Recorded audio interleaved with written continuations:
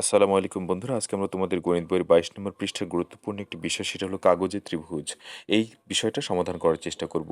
তোমরা নিশ্চয়ই দেখতে পাচ্ছ এখানে একটি ছক, অর্থাৎ এই ছকে তোমরা কয়েকটি কাগজের ত্রিভুজ কেটে নেওয়ার পর সেই ত্রিভুজের তথ্যগুলো এই ছকে তোমাদের পূরণ করতে হবে। সেটা কিভাবে আমি তোমাদেরকে প্র্যাকটিক্যালি এখনই দেখিয়ে দিব, বাট তার আগে দেখো কিভাবে পূরণ করব সেটা একটু বুঝিয়ে নিই। দেখো, প্রথমে এখানে লেখা হয়েছে ছবি, অর্থাৎ তোমাকে আগে একটি কাগজে কতগুলো ত্রিভুজ কাটতে হবে। ধরে নাও প্রথম যে ত্রিভুজটা কাটবা, সেই ত্রিভুজটা তুমি এই ছকে লাগিয়ে রাখবা, এই ঘরটাতে তুমি লাগিয়ে রাখবা। এরপর সেই কাগজের ত্রিভুজের প্রথম যে কোণ, সেই কোণের পরিমাণটা তোমরা এখানে লিখবা, দ্বিতীয় কোণের পরিমাণ এখানে, তৃতীয় কোণের পরিমাণ এখানে লিখবা। তিনটা কোণের যোগফল যেটা হয় সেটা তোমাদের এখানে লিখতে হবে। এরপর স্কেল দিয়ে তোমাদের সেই কাগজের প্রথম বাহুটা মাপবা, দ্বিতীয় বাহুটা মেপে এখানে লিখবা, তৃতীয় বাহু মেপে এখানে লিখবা। এরপর তোমাদের দেখতে হবে কোণ এবং এই বাহুগুলোর উপর পর্যালোচনা করে আসলে ত্রিভুজটা কোন ধরনের ত্রিভুজ, অর্থাৎ কোন ত্রিভুজটি কি স্থূলকোণী ত্রিভুজ, ত্রিভুজটি কি সূক্ষ্মকোণী ত্রিভুজ, নাকি ত্রিভুজটি কি সমকোণী ত্রিভুজ। এটা তোমাদের সুন্দর করে পর্যালোচনা করার পর এই যে ঘরটা দেখতে পাচ্ছ এখানে লিখতে হবে। ওকে, তাহলে চলো এবার আমরা একটু প্র্যাকটিক্যালি দেখার চেষ্টা করি। বন্ধুরা, তাহলে এবার তোমাদেরকে দেখাবো কাগজের ত্রিভুজ। এই যে তোমরা দেখতে পাচ্ছ নিশ্চয়ই, এই যে কাগজের যে ত্রিভুজটা দেখতে পাচ্ছ, এরকম করে তোমাদের অনেকগুলো ত্রিভুজ কেটে নিতে হবে। হ্যাঁ, আমি দেখো তোমাদের সুবিধার্থে একটি ত্রিভুজ কেটে নিয়েছি, কাগজের ত্রিভুজ। প্রথমে স্কেল দিয়ে সুন্দর করে এঁকে নিয়েছি, তারপর সেই স্কেল দিয়ে আঁকার পরে আমি এটা কাঁচি দিয়ে অথবা ছুরি দিয়ে কেটে নিয়েছি, বা তোমরাও কাটতে পারবা, এটা কোনো সমস্যা নেই। এখন আমাদের যেটা করতে হবে, তোমাদের বইয়ে যে ছকটা দেখেছিলে, দেখো অলরেডি আমি এরকম একটি ছকও তৈরি করে ফেলেছি। যে ছকের প্রথম অংশে আমরা ছবি দেখতে পাচ্ছি, এরপর প্রথম কোণ, দ্বিতীয় কোণ, তৃতীয় কোণ, তিনটি কোণের যোগফল, প্রথম বাহুর দৈর্ঘ্য, দ্বিতীয় বাহুর দৈর্ঘ্য এবং তৃতীয় বাহুর দৈর্ঘ্য। আর শেষ যেটা দেখতে পাচ্ছ, এখানে মূলত আমরা ত্রিভুজের ধরনটা লিখবো। অর্থাৎ এইখানে যে ছবিটা তোমরা যে ত্রিভুজটা দেখতে পেলা, এই ত্রিভুজটা এখন আমরা মাপবো। মাপার পরে এই বিভিন্ন অংশগুলো এখানে লেখার চেষ্টা করব। তাহলে চলো মাপি। তো মাপার পূর্বে যেটা দেখতেছি, এখানে দেখো প্রথম যে অংশটা ছবির কথা বলা হয়েছে, আমরা তোমাদের জ্ঞাতার্থে বলে রাখি, এরকম করে তোমরা অনেকগুলো ত্রিভুজ কাটবা এবং এরকম করে অনেকগুলো ছকও করবা, এবং ছকে এক একটি ত্রিভুজের বৈশিষ্ট্যগুলো এরকম এক একটি ঘরে লিখে যাবা। এবং প্রথম ঘরে সেই ছবিটা, অর্থাৎ যে ত্রিভুজটা কেটেছো, সেই ত্রিভুজটা এভাবে তোমরা আঠা দিয়ে বা পিন আপ করে লাগিয়ে দিতে পারো, এভাবে লাগিয়ে দিবা। এক্ষেত্রে আমি না লাগিয়ে দিয়ে আমি ছবিটা আঁকার চেষ্টা করছি, অর্থাৎ এখানে যে ত্রিভুজটা নিয়ে আমরা বর্ণনা করবো, সেই ত্রিভুজটা আমরা এখানে জাস্ট একটু আঁকার চেষ্টা করছি। ধরে নাও এটাই সে হলো ত্রিভুজ। তাহলে এবার এই ত্রিভুজটা থেকে আমরা মেপে মেপে এই জায়গাগুলোতে তাদের বৈশিষ্ট্যগুলো বসানোর চেষ্টা করব। তাহলে চলো মেপে নিই, দেখা যাক আসলে কি হয়। তাহলে প্রথমে আমাদের জানি কোণ মাপতে গেলে চাঁদা লাগে, এই জন্য আমরা চাঁদাটা নিয়ে আসলাম। এরপর আমরা এই ত্রিভুজটা মাপার চেষ্টা করি। তাহলে ধরে নাও যে আমরা এটাকে এ কোণ দিলাম, ধরে নাও এটা এ কোণ, এটা বি কোণ এবং এটা সি কোণ। তাহলে এই কোণগুলো আগে আমরা কি করে নিব, পরিমাপ করে নিব যে আসলে কতটুকু। দেখো, এই কোণটা যদি আমরা প্রথমে মাপি, তাহলে এই কোণটার পরিমাণ কতটুকু হয় একটু দেখে নাও।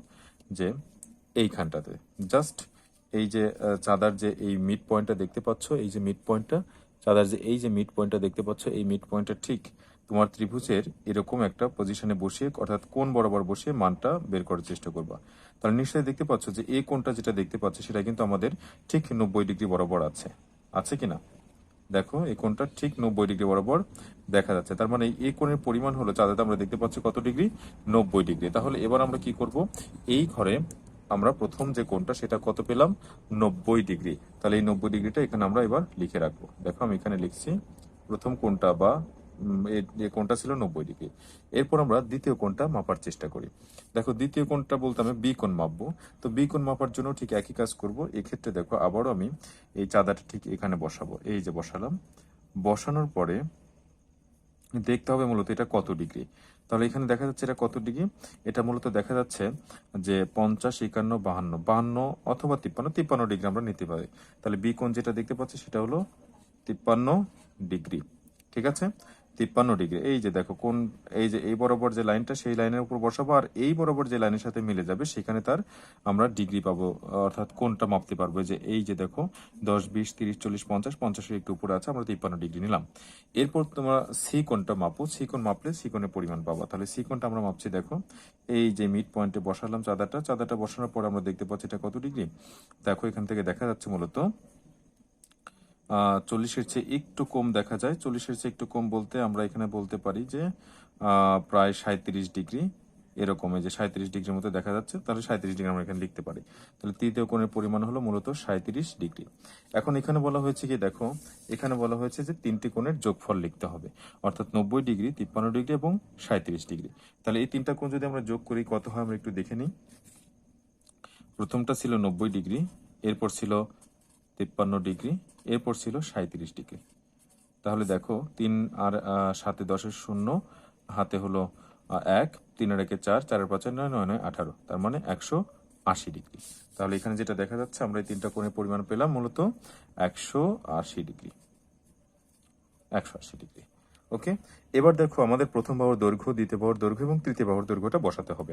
তাহলে চলো আবার আমরা এই ত্রিভুজটা মেপে নিব। এই যে ত্রিভুজটা আমরা একটু আগে দেখালাম, এটা দেখে নিব মূলত যে বাহুগুলোর দৈর্ঘ্য কত। তাহলে আমরা প্রথম বাহুটা যদি মাপি, আমরা স্কেলের সাহায্যে মাপবো, ঠিক আছে, বাট এই ত্রিভুজের ক্ষেত্রে আমরা যেটা দেখবো সেটা না দিলেও সমস্যা নেই।